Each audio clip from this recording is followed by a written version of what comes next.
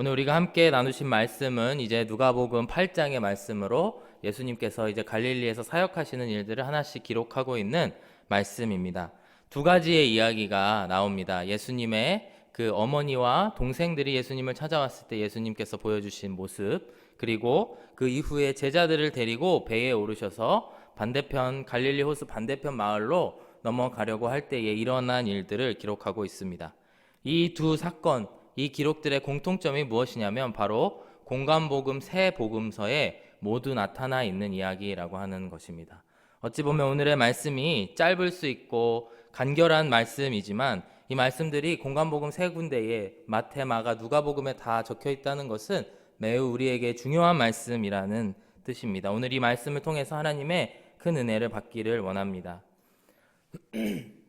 예수님께서는 이제 갈릴리 사역을 하시면서 그 가운데에 이적과 표적을 많이 보이시고 그로 인해서 사람들이 몰려들게 됩니다. 우리가 함께 말씀 중에도 많은 병자들을 고치시는 역사들, 그 표적들을 통해서 예수님이 그리스도이심을, 하나님의 아들이심을 보여주고 계십니다. 그래서 아마도 이날도 많은 사람들이 예수님 주변에 있었고 그 가운데 예수님의 어머니와 동생들이 왔다라는 것을 볼 수가 있습니다. 20절 말씀해 보시면은 그 가운데에서 어떤 한 이가 예수님께로 나아갑니다.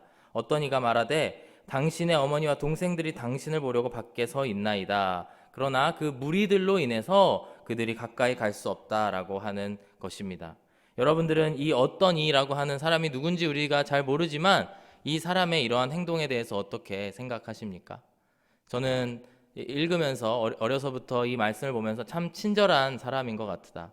예수님에게 그 말을 전해주면서 예수님, 지금 예수님의 가족들이 여기에 와 있습니다. 꼭 만나셔야 됩니다. 이렇게 친절하게 이야기하고 있는 그런 사람처럼 다가왔습니다. 만약에 저 같아도 예수님께 잘 보이기 위해서 아니면은 예수님과 말 한마디 이렇게 섞어보기 위해서 그렇게 이야기를 했을 수도 있을 것 같습니다. 그런데 예수님께서는 그러한 이 사람의 말에 어떻게 보면은 퉁명스럽게 느껴질 정도로 이렇게 이야기를 하고 있는 모습을 볼 수가 있습니다.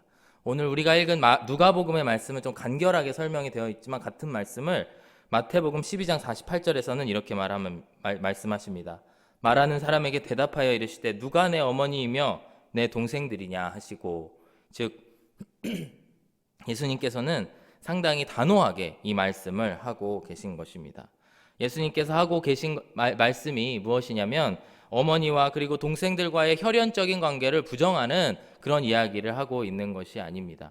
그런 것들이 모두 의미 없다는 이야기를 하고 있는 것이 아니고 예수님께서 이 시점에 그 제자들에게 그리고 그 주변에 있는 사람들에게 가르쳐주고 싶은 것이 무엇이냐면 우리에게 가장 중요한 것은 육적인 관계를 뛰어넘은 그런 영적인 관계가 있음을 우리에게 알려주고 있습니다. 그러면서 오늘 본문 21절의 말씀에서 예수님께서는 이렇게 말씀하십니다. 내 어머니와 내 동생들은 곧 하나님의 말씀을 듣고 행하는 이 사람들이라. 나와 같은 뱃속에서 태어난 그 사람들이 가족이 아니고 진정한 가족은 우리가 하나님의 말씀을 듣고 따르는 하나님 안에서 다시 태어난 그 사람들이 진정한 가족임을 이야기를 하고 있습니다. 즉 하나님과의 관계가 형성된 사람들이 진정한 가족이고 그 사람들이 진정한 형제요 어머니이다라고 이야기를 하고 있습니다. 우리에게 있어서 믿음이라고 하는 것이 굉장히 중요합니다. 하나님의 말씀을 들을 때에도 그리고 하나님의 말씀을 우리가 받아들일 때에도 가장 중요한 것이 믿음이라고 할 수가 있습니다. 요한복음 1장 12절의 말씀을 보시면 잘 아시는 말씀인데요. 영접하는 자 곧 그 이름을 믿는 자들에게는 하나님의 자녀가 되는 권세를 주셨으니 라고 예수님께서 요한복음 말씀에는 나와 있습니다. 여기서 사도 요한이 이야기하고 싶은 것은 예수님을 영접하는 사람들 곧 그 이름을 예수님을 믿는 사람들에게 주님께서는 하나님의 자녀가 되는 그런 권세를 허락하셨다라는 것입니다. 우리가 예수님을 믿음으로 말미암아 한 가족이 되고 하나님의 자녀가 된다는 뜻을 이야기하고 계시는 것입니다. 이것은 바로 하나님과의 영적인 관계가 믿음으로 말미암아 시작되는 것이고 그 믿음으로 인해서 우리는 그 가족 구성원이 되어진다라고 하는 것입니다. 갈라디아서 말씀, 로마서 말씀해 보시면은 하나님께서 우리를 양자 삼으셨다라는 말씀들이 나옵니다.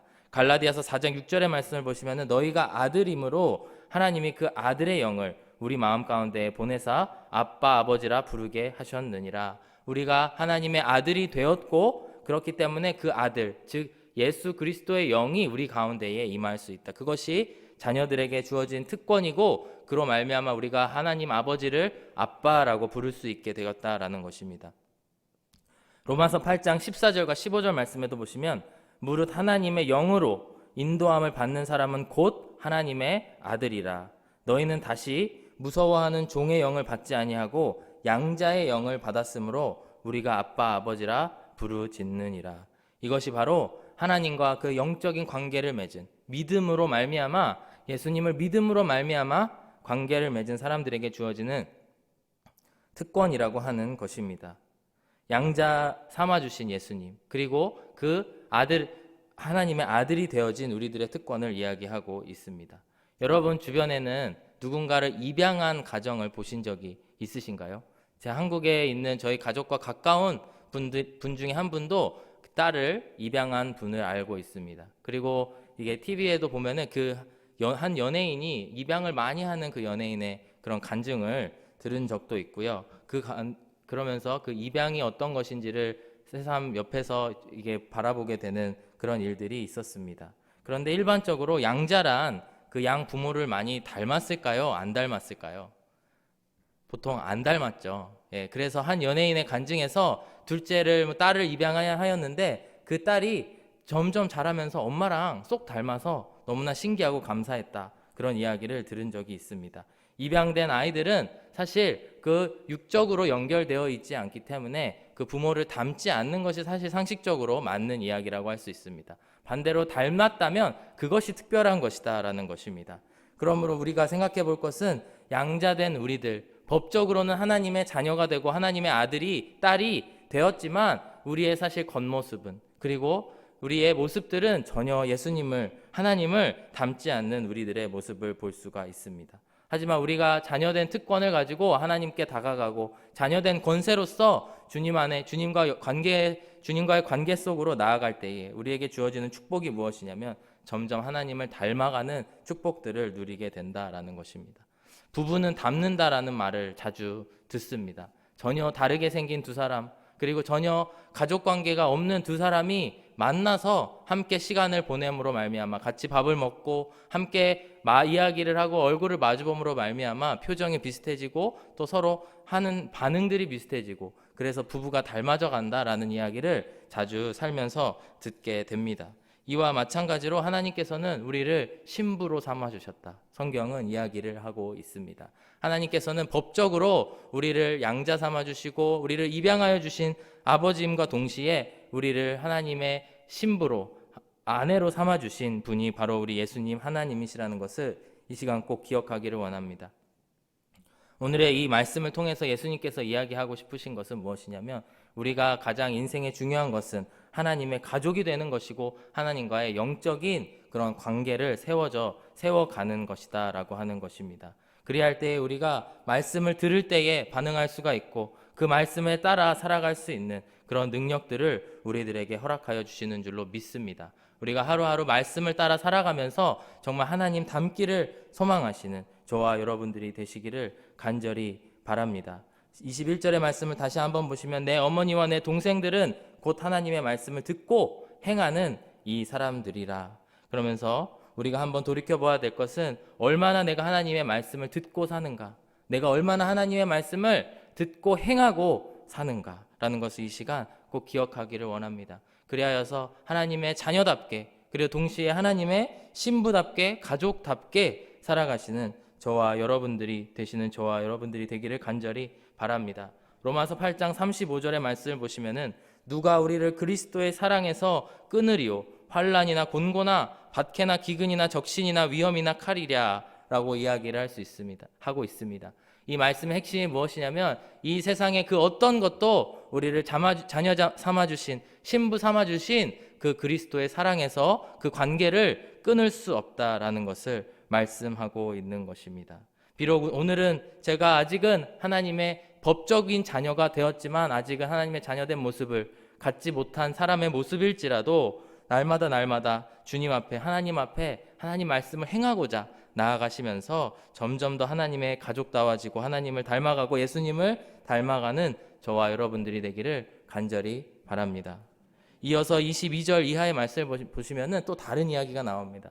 배를 타고 제자들이 이제 예수님과 함께 나아가다가 풍랑을 마주하게 됩니다. 그런데 이 말씀을 보면은 예수님께 제자들이 혼나는 그런 모습들을 볼 수가 있습니다. 오늘 앞에 있는 말씀에 비추어 보아서 왜 혼났을까 생각해 보았을 때에 이 사람들이 예수님의 가족답게, 예수님의 자녀답게, 또 예수님의 제자답게 행동하지 않는 그런 모습들을 볼 수가 있습니다. 22절과 23절의 말씀을 보시면 이런 상황을 설명해 주는데요. 하루는 제자들과 함께 배에 오르사 그들에게 이르시되 호수 저편으로 건너가자 하심에 이에 떠나 행선할 때에 예수께서 잠이 드셨더니 마치 광풍이 호수로 내리침에 배에 물이 가득하게 되어 위태한지라. 예수님께서는 제자들을 이끄시고 호수 건너편, 갈릴리 호수 건너편으로 건너가려고 하고 있습니다. 예수님께서는 잠이 드시고 마침 그 가운데에 풍랑이 찾아오게 됩니다. 배에 물이 가득하게 되고 위태로워져서 혼비백산한 그런 두려움에 휩싸인 이런 믿음 없는 제자들의 모습을 볼 수가 있습니다. 그래서 제자들이 가서 예수님을 깨우고 이렇게 말씀을 합니다. 24절의 말씀을 보시면 주여 주여 우리가 죽겠나이다 한데 예수께서 잠을 깨사 바람과 물결을 꾸짖으시니 이에 그쳐 잔잔하여 지더라. 어떻게 예수님께서는 제자들과 다르게 이렇게 폭풍우가 치는 배에 타고 계속 주무실 수가 있을까요? 여러분들은 배를 타고 풍랑을 만나보신 적이 있으신가요? 저는 한 번도 없습니다.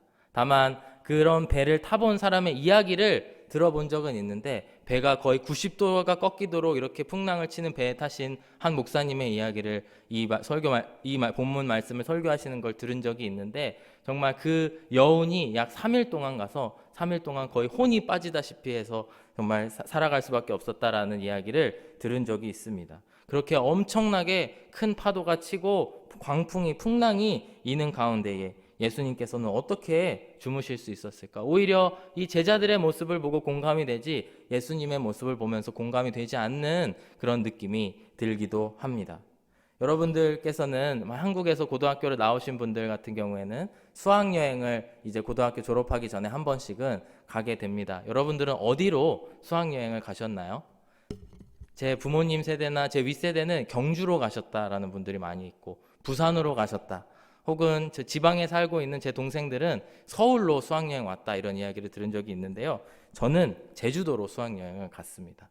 제주도로 수학여행을 가게 됐는데 딱 처음에 이제 저희가 수학여행 계획서를 받고 제주도로 간다니까 얼마나 흥분돼요. 그랬는데 저희 교실에서 웅성웅성 하는 이야기가 들리게 됐습니다. 어떤 이야기냐면 야, 너 비행기 타봤냐? 이런 이야기들이 서로 막 이렇게 퍼져 나가는 겁니다.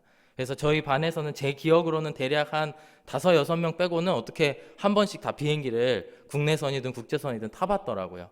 근데 한 4, 5명 그 비행기 타지 못한 아이들을 놓고 아이들이 비행기를 한 번씩이라도 타본 애들이 야, 비행기 타면 이렇고 저렇고 막 자랑을 늘어놓는 것입니다. 그래서 이제 드디어 들뜬 그 수학여행의 날이 다가와서 비행기에 탔는데 애들의 시선은 저희 반 교실 애들의 시선이 비행기에 처음 타본 아이들에게 이렇게 시선이 꽂히게 되었습니다. 저도 아직도 기억이 나는데요. 저는 비행기를 타본 쪽이었습니다. 그래서 예, 비행기를 안 타본 아이들이 이렇게 쳐다보고 있는데 어떻게 하면은 그 목과 어깨가 하나로 붙어 있는 정말 이런 모습으로 비행기에 앉아 있는 제 친구들의 모습이 기억이 납니다. 그러면서 정말 겁이 든 표정, 정말 그 두려움에 떨고 있는 그 표정. 그러나 비행기에 타본 아이들은 정말 여유롭게 그렇게 비행기를 타고 제주도에 갔던 기억이 납니다. 이제 세월이 흘러서 이제 제가 유학생이 되었습니다. 이제 미국에 유학을 오게 되었고 그래서 한국에 특히 제가 대학교 초반에는 한국에 자주 왔다 갔다를 했었습니다. 이제 한국에 한 3번, 4번 정도 지났을 때 이제 혼자 비행기를 타고 미국에 왔다 갔다를 하고 있는데요. 제가 한 번은 제 스스로에게 놀란 적이 있습니다. 이제 미국으로 돌아오는 비행기인데 너무 피곤한 거예요. 그래서 비행기에 앉자마자 사실 눈을 붙였습니다. 그래서 비행기를 타고 비행기가 이제 제가 잠이 깨었을 때는 비행기가 이제 한 3-4시간 가 있는 그런 상황이었습니다. 제 스스로 너무 놀랐습니다. 이륙하는 그 순간도 보지 못했고 이륙하는 것도 느끼지도 못했고 어느새 여기서 편안하게 잠을 자고 있는 저의 모습을 보면서 야, 너 많이 컸다. 너 많이 익숙해졌구나. 그런 생각을 스스로 한 적이 있습니다. 제가 이야기하고 있는 핵심이 무엇일까요? 바로 비행기가 두렵고 왜 누구는 두려워하고 누구는 잠이 들 수 있는 것일까요?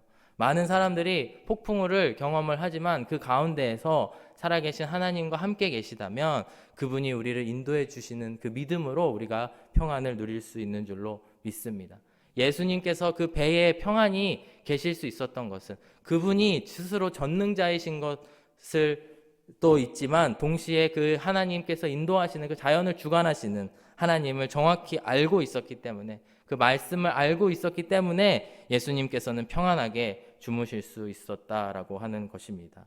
그래서 제자들은 스스로들에게 질문을 합니다. 25절의 말씀을 보시면은 제자들에게 이르시되 너희 믿음이 어디 있느냐 하시니 그들이 두려워하고 놀랍게 여겨 서로 말하되 그가 누구이기에 바람과 물을 명하여 순종하는가 하더라. 이러면서 오늘의 본문 말씀을 마치게 됩니다. 도대체 예수님께서 누구이기에 이런 풍랑을 잠잠케 하시고 누구이기에 두렵지 않고 잠을 주무실 수 있었을까요? 24절의 말씀을 보시면은 예수님께서 잠이 깨시고 이제 바람과 물결을 꾸짖으신다라는 표현이 나와 있습니다. 24절의 말씀을 보시면 제자들이 나와 깨워 이르되 주여 주여 우리가 죽겠나이다 한데 예수께서 잠을 깨사 바람과 물결을 꾸짖으시니 이에 그쳐 잔잔하여 지더라. 여기서 꾸짖다라고 하는 표현의 동사가 쓰여지게 됐는데요. 이 원어의 의미를 살펴보게 되면은 힘으로 눌러서 복종시킨다라는 말씀이 나옵니다. 그래서 이제 누가복음, 마가복음 등등에 예수님께서 열병을 꾸짖으시기도 하고요. 예수님께서 질병을 꾸짖으시기도 하고 그래서 마귀를 꾸짖으시기도 하고 그런 같은 이 동사 단어가 쓰여지는데 그 의미가 무엇이냐면 정말 초자연적인 어떠한 것을 즉 인간의 힘으로 할 수 없는 것을 하나님께서는 능력으로 누르시고 하나님의 뜻대로 예수님의 뜻대로 행하시는 모습을 우리가 볼 수가 이 단어의 사용이 그렇게 사용된 것입니다. 즉 우리가 사랑하는 예수님은 어떤 분이시냐면 세상을 창조하신 전능자이시고 그 능히 물과 바람을 누르실 수 있고 질병과 열병을 누르실 수 있는 전능자이신 줄로 믿습니다. 출애굽기 14장 21절 22절의 말씀을 보시면 이런 홍해가 갈라졌을 때 이렇게 표현을 합니다. 모세가 곧 손을 바다 위에 내밀매 새벽이 되어 바다의 힘이 회복된지라 애굽 사람들이 물을 거슬러 도망하나 여호와께서 애굽 사람들을 바다 가운데에 엎으시니 이스라엘 자손이 바다 가운데를 육지로 걸어가고 물은 그들의 좌우에 벽이 되니라. 즉 하나님께서는 그 홍해의 바다를 가르시고 그 바다 가운데에서 손으로 누르시고 그 가운데에 역사하시는 분이심을 출애굽기도 고백을 하고 있습니다. 구약의 하나님, 신약에 계시는 예수님이 바로 이렇게 초자연적인 힘을 발휘하실 수 있는 그런 분이심을 오늘 말씀은 우리에게 전하고 있습니다. 앞의 말씀과 뒤의 말씀을 연결해서 우리가 함께 살펴보기를 원합니다. 우리가 먼저는 하나님의 가족이 되어야 됩니다. 하나님의 자녀답게, 하나님의 그 신부답게 살아가야 되는데요. 그 이유가 무엇이냐면 바로 그분이 우리와 함께 계시는 하나님 전능자이시기 때문입니다. 우리 가운데 인생의 풍파가 찾아올 때가 많이 있습니다. 때로는 작은 풍파, 때로는 큰 풍파가 많이 오지만 우리가 그리스도인으로서 하나님의 자녀로서 살아가는 모습이 어떤 것이냐면 바로 그 가운데에 우리가 혼비백산하지 아니하고 우리가 당황하지 아니하고 그 가운데 주님과 함께 그 풍파를 이겨내는 것이 우리들이 가질 수 있는 큰 축복이자 특권인 줄로 믿습니다. 한국에서 문화부 장관을 지내신 이제 이어령 박사님을 여러분들은 잘 아실 겁니다. 이어령 박사님은 우리 살아있는 이제 지식인, 살아있는 석학으로 많이 유명한데요. 최근에 한 2년 전쯤에 그분이 이제 암으로 이제 병이 생기시고 그래서 마지막 인터뷰가 될 것입니다 하고 인터뷰를 하신 기사를 읽게 되었습니다. 그 기자가 그분에게 이어령 박사님에게 이렇게 물어봤습니다. 선생님은 언제 신의 은총을 느끼십니까? 아마도 일간지기 때문에 언어들이 이런 것 같은데요. 언제 신의 은총을 느끼십니까? 그랬더니 이렇게 대답을 하셨습니다. 가장 고통스러울 때 신의 은총을 느낍니다. 특히 한밤중에 새벽 3시, 4시 그때가 가장 아픕니다. 하지만 그때 저는 신의 존재를, 그의 은총을 느낍니다. 고통 한가운데에서 신과 대면을 합니다. 동이 트고 고통과 멀어지면 하나님도 멀어집니다. 조금만 행복해도 인간을, 신을 잊습니다. 라고 고백한 이 글을 보게 되었습니다. 특히 이 따님인 그 이민아 목사님, 그분의 모습을 보면서 가장 놀랐을 때가 그 따님도 암으로 이제 돌아가시게 되었는데요. 그 따님이 병을 얻었을 때 조금도 미동하지 않고 오히려 더 복음을 전하기에 힘썼던 그 모습이 가장 감명을 받았다라는 또 다른 인터뷰를 제가 본 적이 있는데, 마찬가지로 이어령 박사님도 고통의 때에 우리가 더 하나님을 대면할 수 있고 바라볼 수 있다라고 인터뷰를 하였습니다. 우리 가운데에 있는 풍랑이 많이 있지만 그것들이 모두 다 하나님께서 우리에게 주실 때에는 하나님을 더 바라보게 하시고 하나님의 말씀에 더 순종하게 하시고 또한 우리 가운데 믿음이 자라나도록 주신 줄로 믿습니다. 그리하여서 우리가 지금 겪고 있는 고통이나 고난이나 또 앞으로 우리가 다가오게 될 풍랑을 만났을 때에 오늘의 제자들처럼 어리둥절하고 혼비백산하는 것이 아니고 하나님의 가족으로서, 하나님의 양자된 자녀로서, 신부로서 당당히 살아가시는 저와 여러분들이 되시기를 간절히 바랍니다. 오늘 말씀을 생각하시면서 함께 찬양하면서 나아가시길 원합니다. 여러분 잘 아시는 찬양일 텐데요. 주가 보이신 생명의 길, 나 주님과 함께 상한 마음 드리며 주님 앞에 나아가리. 나의 의로움이 되신 주 그 이름 예수, 나의 길이 되신 이름 예수. 나의 길을 오직 그가 아시나니 나를 단련하신 후에 내가 정금같이 나아오리라. 욥기의 고백처럼 우리가 이 시간 이 찬양을 하면서 나아가실 때에 주님, 제가 하나님의 자녀로서 당당히 나아가기를 원합니다. 두려움 없이 나아가기를 원합니다. 정금같이 나아오기를 원합니다. 함께 찬양하시면서 기도의 자리로 나아가시겠습니다.